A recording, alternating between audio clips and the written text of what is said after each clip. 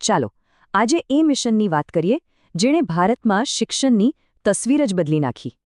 અને આ મિશન પાછળનો મંત્ર હતો સર્વ શિક્ષા અભિયાન એટલે કે SSA.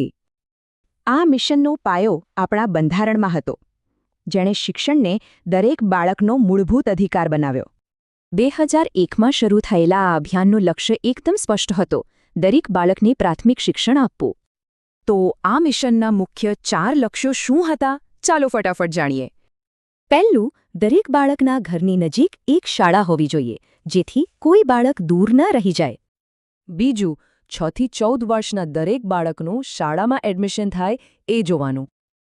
ત્રીજું, બાળકો વચ્ચેથી ભણવાનું છોડી ન દે અને 8મું ધોરણ પૂરું કરે એનું ધ્યાન રાખવાનું. અને ચોથું, એમને એવું શિક્ષણ આપવું જે જીવનમાં કામ લાગે. પણ સવાલ એ છે કે આટલી મોટી દેશવ્યાપી યોજના ચાલી કેવી રીતે? આ માટે એકદમ ક્લિયર સ્ટ્રક્ચર હતું, છેક કેન્દ્રથી લઈને છેવાડાની શાળા સુધી. અને સૌથી મજાની વાત એ હતી કે શાળાના નિર્ણયોમાં 75% ભાગીદારી તો માતા પિતાની જ હતી. આ મિશનમાં એ વાત પર ખાસ ધ્યાન અપાયું કે કોઈ પણ બાળક પાછળ ન રહી જાય. દીકરીઓ માટે ખાસ રહેવાસી શાળાઓ હતી અને એમને સેલ્ફ ડિફેન્સની ટ્રેનિંગ પણ અપાતી.